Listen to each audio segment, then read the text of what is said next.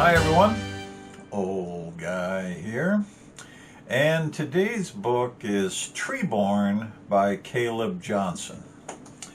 Now, I usually end up tossing MFA generated books across the room because they are pretentious, checklisted, formulaic, committee engineered works that only Bryn Mawr graduates enjoy. This one I didn't, even though it has a really annoying 3 to 4 page long acknowledgments section appended to the rear, thanking everybody the author ever talked to in his life, including his dog. If you want to know what I think about an acknowledgments section in a fiction novel, I have a blog post. Go here or here, wherever it is. But to summarize, acknowledgments in a fiction novel is a poor attempt by an egotistic, narcissistic, self-regarding author to not seem so. And the one appended to this book is no different. Despite that, it's a good book. Now, in fairness, I have to point out that my copy of Treeborne is actually an advanced reader's copy put out in June of 2018, and I don't really know what the final format of the book was, but from what I'm seeing online, this is pretty true to what was finally published. Treeborne refers to a family of the same name living in the fictional Alabama town of Alberta, which is geographically hard to locate in the state. They have coal mines and trouble with something called the Authority, which is a thinly disguised version of the Tennessee Valley Authority, so this must be northern Alabama. But Alberta is on the way to the Florida beaches, and well, no, that's South Alabama, around my neck of the woods. Let's just settle for it being an Alabama small town. Jamie Treeborne is telling the story as the Authority is getting ready to blow up a dam they put up decades before because it's either no longer needed or about to fall down anyway, not really sure. And the town of Alberta has been evacuated except for Jamie, who refuses to leave, so I guess she's destined for the same fate as George Clooney at the end of Oh Brother, Where Art Thou? Jamie is telling the story of the Treebornes in Alberta to her grandson or nephew, not sure which, as he records her words and tries to get her and her stuff out of the house before the floods. And what is that story?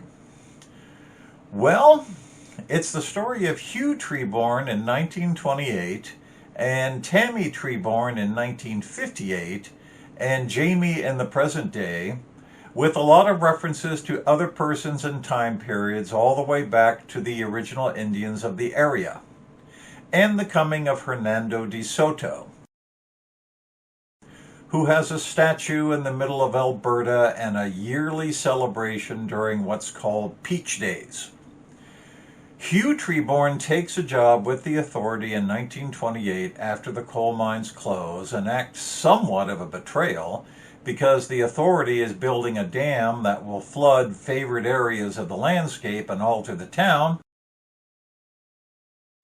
But everyone else takes a job there too because, you gotta eat.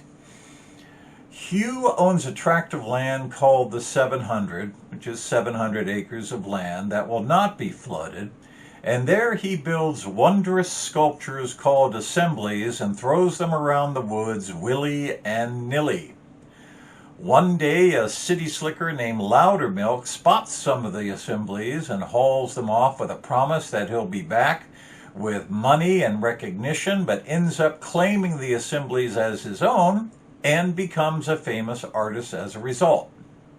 Hugh does nothing about this. Hugh ends up marrying the town postmistress, May Bell, and he and Maybelle and Lee Malone, the only black man in the area with enough courage to associate with the Albertans, who are unspoken keepers of the lost cause and all its restrictions. The three of them form an odd but intense friendship. Lee is a very capable person, so capable he's made foreman of the Peach Pit and becomes subsequent owner of the orchard, something that causes unacknowledged umbrage throughout the town, but no one does anything about it, sort of like Hugh and his assemblies.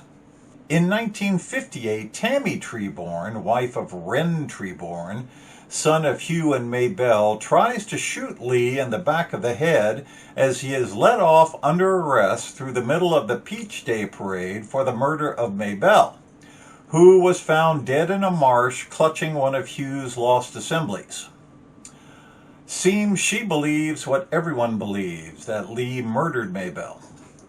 Tammy misses, but Lee loses his hearing in one ear.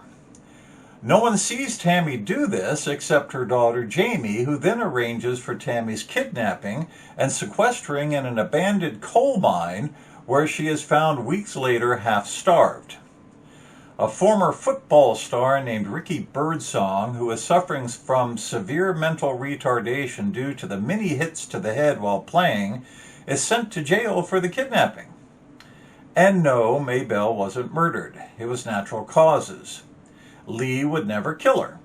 They were lovers after Hugh died. You got all that? This is what the book is about. A series of vignettes and odd stories gleaned from three distinct periods of time about three distinct personalities, and while it may sound disjointed and random, which it is, it works. It suffers from the pseudo-intellectual conceit that small-town Alabama people are an odd inbred lot that have a secret meaning to everything they say and do that can only be perceived at an elemental pseudo-intellectual level. It's sort of like a test. Can you see the emperor's clothes or not? And I do not mean to call this a fake story, because it's not. These people actually read as rather genuine small-town Alabama family members, just with a bit of mysticism tied in, and MFA conceit. Old guy here.